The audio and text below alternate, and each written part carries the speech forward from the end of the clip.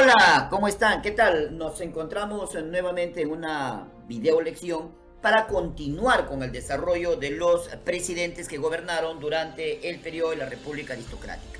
La video lección anterior hablamos del gobierno de don Nicolás de Piérola. En esta oportunidad vamos a hablar del gobierno de don Eduardo López de Romaña y el gobierno de don Manuel Candamo. Una vez más, los invito a suscribirse a este humilde canal para que cuando subamos nuevas video lecciones te llegue un aviso y estés informado. Comencemos. Gobierno de don Eduardo López de Romaña va a gobernar de 1899 a 1903. Este presidente va a llegar al poder como candidato del Partido Civil, pero con el apoyo de los demócratas, es decir, de don Nicolás de Piérola. Además, fue candidato único. Claro, si era único, ¿cómo no va a ganar? Ahora, ¿cómo sucedió? ¿Cómo es que llegamos a esto? Pues bien, aquí va la explicación. Digamos que el Congreso le había dado a Piérola la libertad de renovar la forma en que se iba a elegir al nuevo presidente. Esa nueva forma que ideó Piérola fue el denominado concierto electoral. ¿En qué consistía? Pues bueno, en este concierto electoral los partidos políticos se ponían de acuerdo, sí, así como lo escuchas, se ponían de acuerdo y nombraban a un solo candidato. Así Piérola escogió a López de Romaña, que a pesar que no era de su partido, era del Partido Civil, era un tipo que podía ser manejable, poco débil de carácter y podía ser dominado. De esa manera, las elecciones se llevaron a cabo el 25 de mayo de 1899. Claro, como había un solo candidato, como lo dije, el triunfo fue para Romaña, que asume el mando el 8 de octubre de 1899. Con él se inicia lo que se ha denominado el apogeo del segundo civilismo. Entre los hechos más importantes de su gobierno podemos mencionar: promulgó los códigos de comercio, aguas y minería. Asimismo, se fundó el famoso diario La Prensa. Se firmó el tratado Osma-Villazón con Bolivia, un tratado que va a ser el antecedente al posterior tratado Polo Bustamante, que va a ponerle fin a los problemas fronterizos con Bolivia en el año 1909 y que se va a firmar durante el gobierno de don Augusto Beleguía. Muy bien, pero retornemos al tratado Osma-Villazón. Este tratado tiene un antecedente. El antecedente lo encontramos el 21 de noviembre de 1901 en La Paz, en donde se va a firmar el Tratado General de Arbitraje. Sobre este Tratado General de Arbitraje, los representantes del Perú y Bolivia en el año de 1902, el plenipotenciario peruano Felipe de Osma y el ministro de Relaciones Exteriores de Bolivia, Eliodoro Villazón, firmaron dos tratados. Uno el 23 y el otro el 30 de septiembre. En el primero se acordó la demarcación de la frontera en la zona terrestre, la misma que reconoció la misma frontera de la época colonial y en la que no había discrepancias. El caso del sector de Tacna y Arica estaba ocupado en ese momento por Chile, así que no se le consideró hasta el retorno de estas provincias al Perú. En el segundo tratado, es decir, en el 30 de septiembre, se buscó delimitar la frontera, en el sector fluvial, en lo que es la parte de los ríos, pero quedaba pendiente la parte del lago Titicaca. Sí, entonces para definir ello había que remitirse a los títulos coloniales reconocidos en el año de 1810.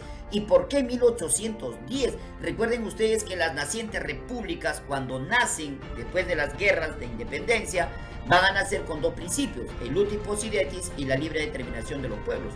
El uti possidetis significa pues seguir poseyendo los territorios que se habían tenido desde el año de 1810, en que se inician las guerras en las llamadas juntas de gobierno. Entonces, esto se va a solucionar ya posteriormente, repito, en 1909.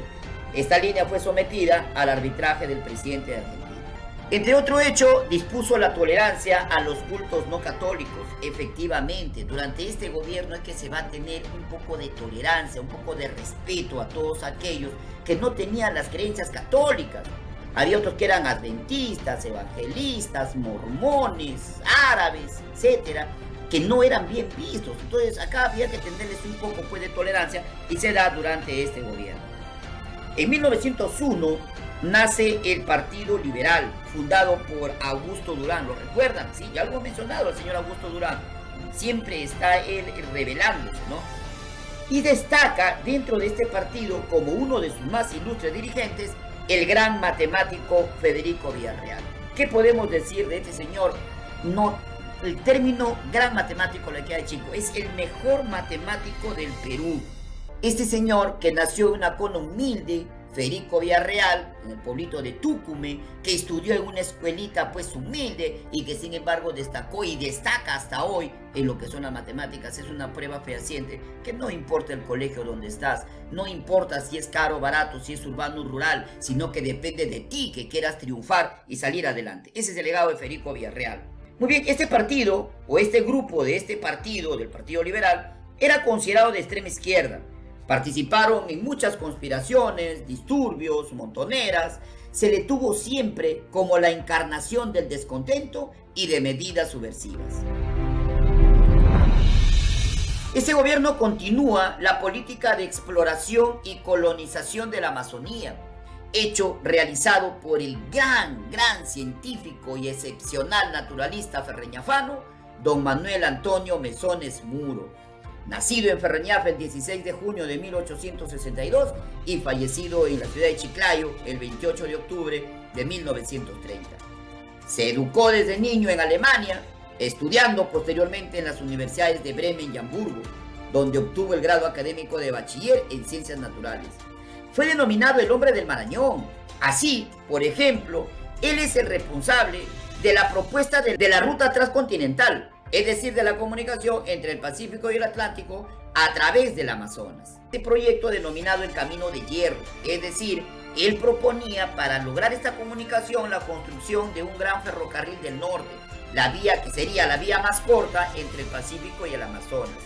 ¿Sí? Este ferrocarril partiría por el departamento de Lambayeque. Asimismo, descubre la depresión más baja de la cordillera de los Andes. Él habla de Porcuya, también llamado el cuello de Tulque o también llamado el cuello. Arriesgando su vida, Manuel Mesones Muro comprueba que el Pongo de Manseriche es navegable, con embarcaciones propulsadas a motor. Entonces, tenemos pues los lambayecanos, específicamente los ferreñafanos, estar muy orgullosos de don Manuel Antonio Mesones Muro, tanto que hay un distrito en la provincia de Ferreñafe que lleva su nombre.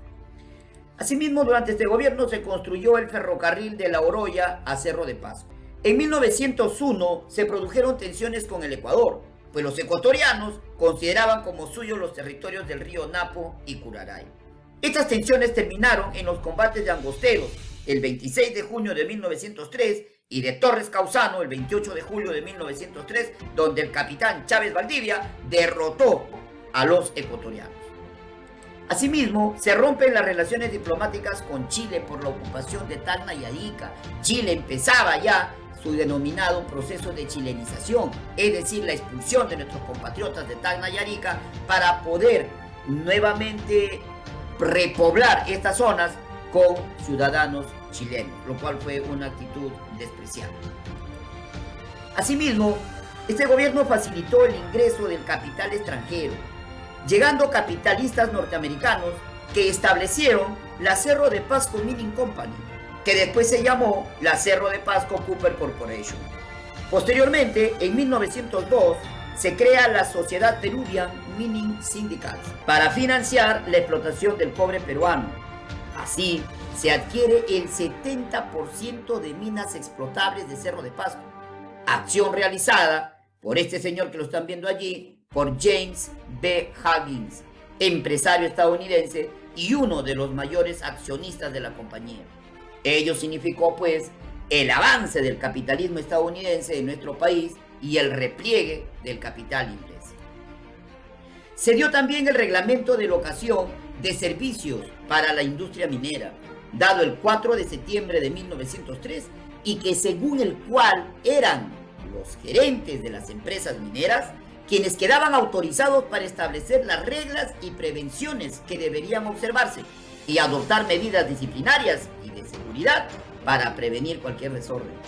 En otras palabras, lo que se quiere decir es que en realidad la situación de los trabajadores en las minas se diferenciaba poco de la que tuvieron los indígenas en la época colonial. En otras palabras, con este reglamento, nuestros trabajadores mineros quedaban casi en una condición de semiesclavitud, y si jugaban y se escapaban o reclamaban, el gobierno no tenía nada que ver, sino que la misma empresa era la que podía aplicar sanciones o medidas contra estos trabajadores.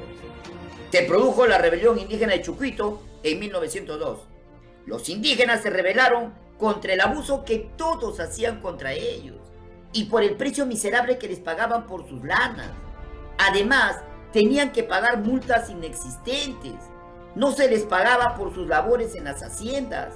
Se les arrebataba a sus hijos para llevarlos a trabajar gratuitamente en los servicios domésticos.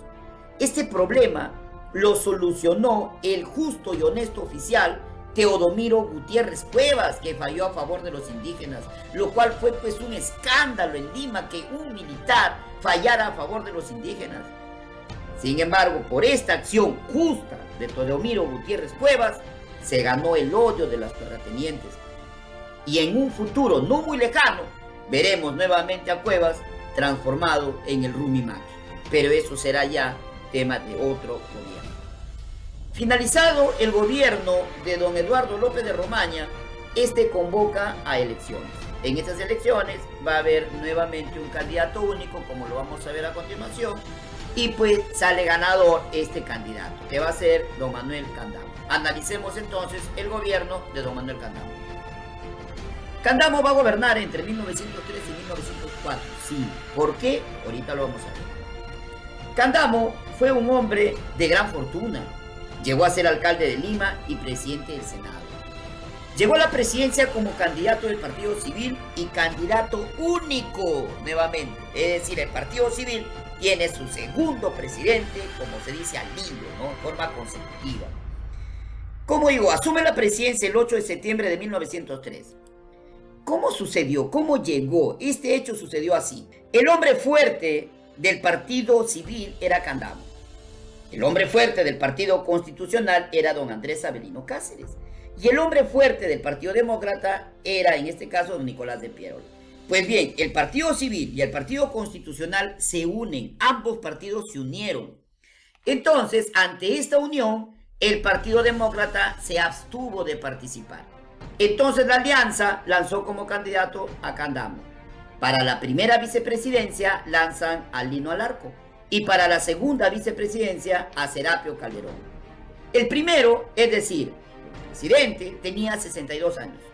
El segundo, el señor Alarco, tenía 70 años. Y el tercero, Serapio Calderón, tenía 60 años.